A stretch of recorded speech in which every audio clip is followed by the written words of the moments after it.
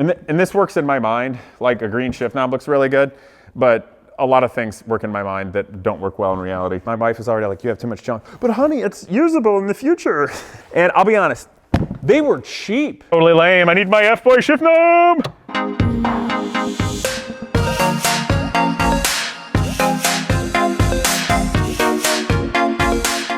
Boom, MR2 people. Shall we continue this build series? We need to start on the interior. Let's go. So I am quite excited about this AW11 first gen MR2, as you guys have seen it. And mostly disappointed because this is the internet and I can't curse, so I can't call it my F-boy special, but really that's what it is. So I had a lot of fun with it, and obviously we found out that they don't drift well stock, even though it's got the power and lightness. The problem was, one, it has an open differential, and when there's any weight transfer like that, it just spins the inside tire, so you can't break it loose. You try to do the kind of Scandinavian flick thing where you load up the suspension and huck it in like this, but that only accounts for so much slide, and I really don't want to just absolutely abuse the heck out of it. Not to mention the fact that the way it's set up anyway does not suit its well towards actual drifting or donuts. Kind of disappointing, but we'll get to that. And really, I bought it to be a great hooligan car, and on the street at higher speeds rather than the low speed stuff you saw in the parking lot, it's gonna be great as is. So a limited slip differential will be something down the line in the future. Let's take a quick peek at the engine. Kind of want to talk about that, but today really I want to go over the interior, because with this build and with you guys, when you do builds, you have to kind of look at things in stages. So the first thing is, what do we have? Well, we've got a first gen MR2 with a little bit of rust on the rear fenders, and it has the silver top 4AGE motor in there. Now the silver top is cool because it's got the individual throttle bodies, which you could potentially put velocity stacks on and get that cool sound and everything like that. But the problem is the ECU for this one, as you see over here, has a mass airflow sensor.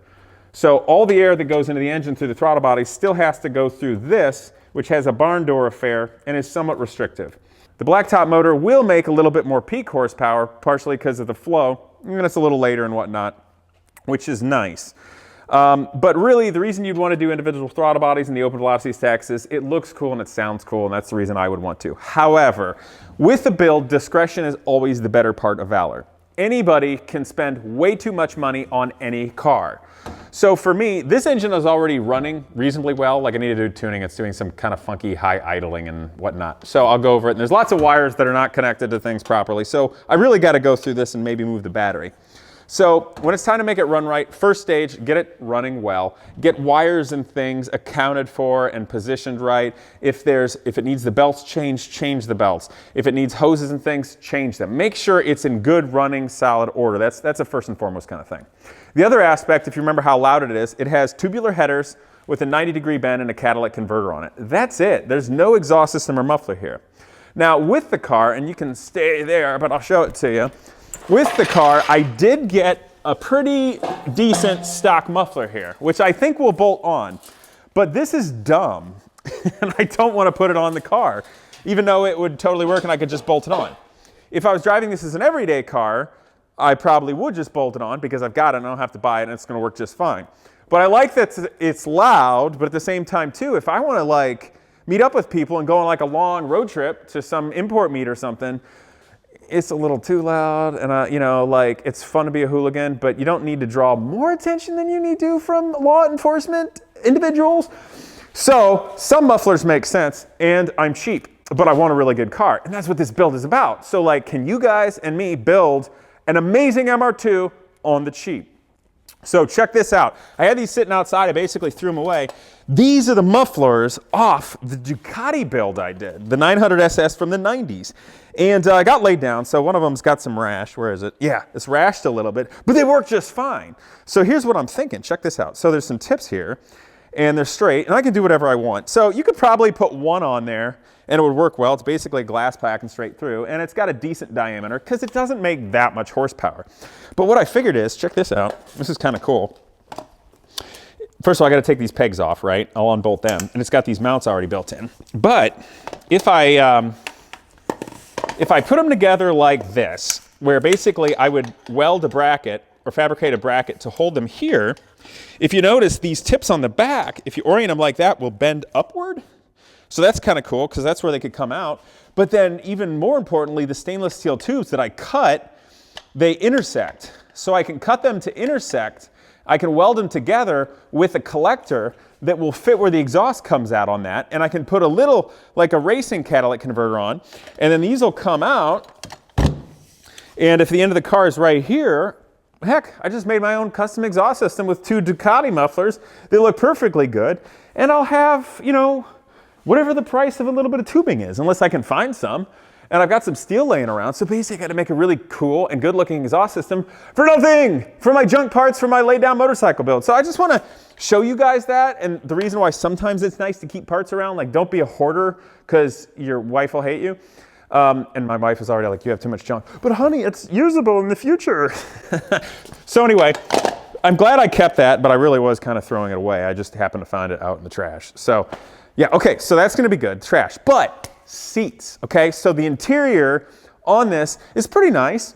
And here's an example of the stock seats that were in it. Okay, this is a little later one, but it doesn't have that much side bolstering. It sits up really high. It looks kind of like E.T.'s fat, stupid cousin. So I don't really want to use these. They're not that cool.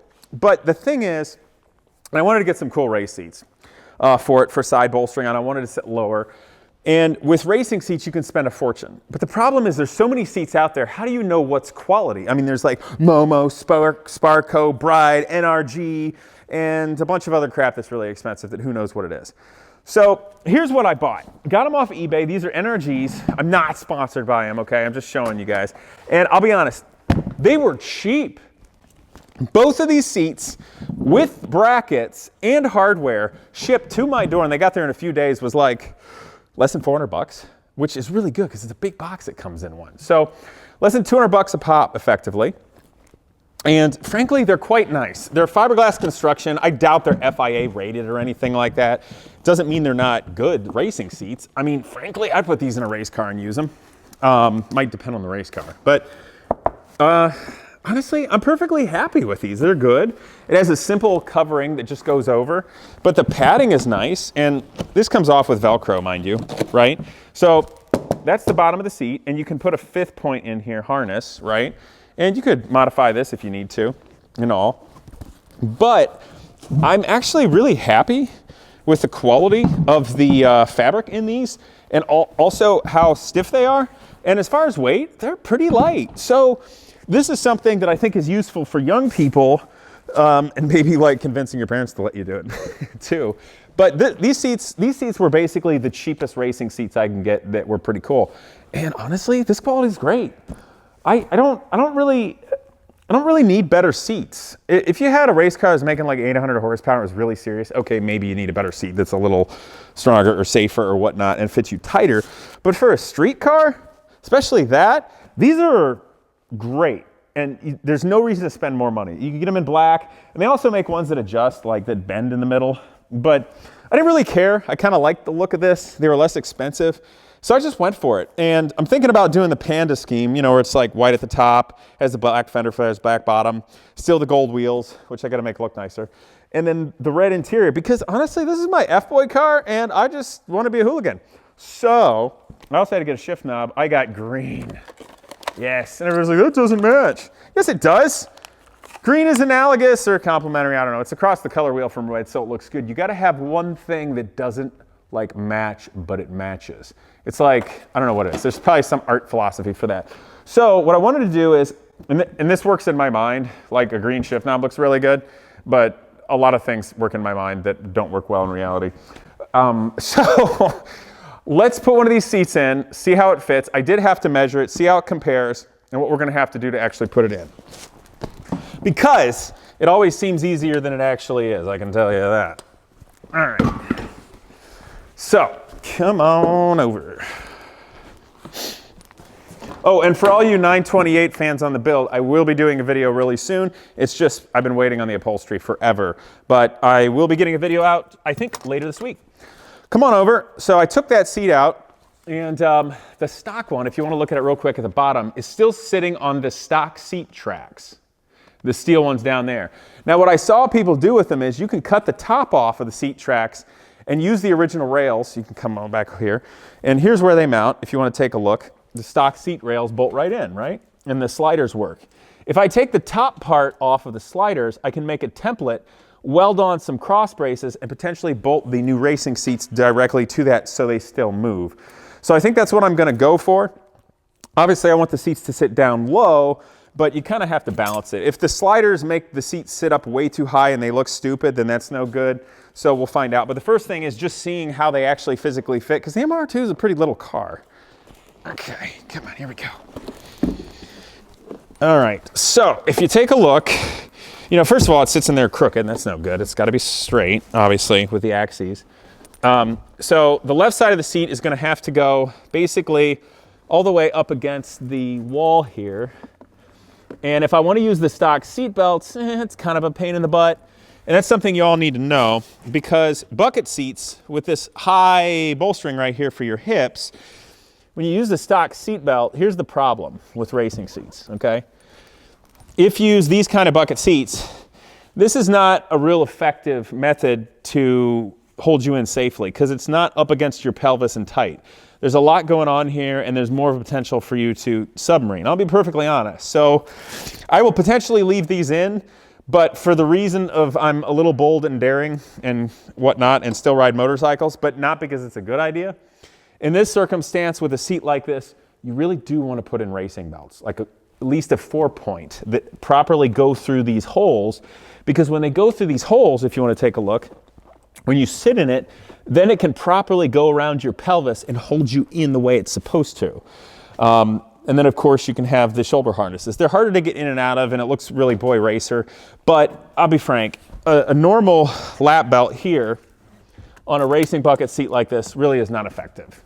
And let me just jump in and feel that and make sure I know what I'm talking about. And I knew that. So we'll see. And the other thing is, keep in mind this for all you young men out there that are going to be cavalier like me. See, look at this. This is not effective, because it has to go straight across, and the bending here, it's just, if it went straight down here like this, it does a more effective way of pulling.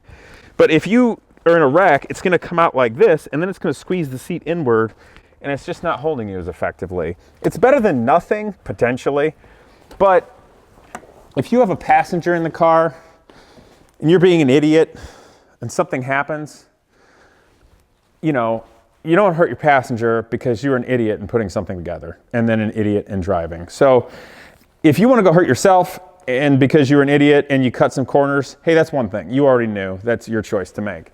I'd rather you not. But I want to tell you guys this. So I think the seats are pretty good. I'm pretty happy with them. I think they're reasonably safe, and frankly, better than the stock ones. But I'm going to put some like race belts in it. It's going to be better. So that's sort of that. You do notice that with these shoulder supports, it gets very close to here. And I have to look at, I don't want it to impede upon the door. You can still see out of the mirror. That's going to be no problem. And frankly, I don't know what you all think, but I think it looks pretty good. Maybe you want to come over here, and I'll open the door and go to the other side and take a look. And the other thing we can do, let's see, don't hit the car. Okay, one sec. You want to come around in there without bumping the door? If you bump the door, it'll hit that. I can push it. Let me push it back real quick. That way we can open it up.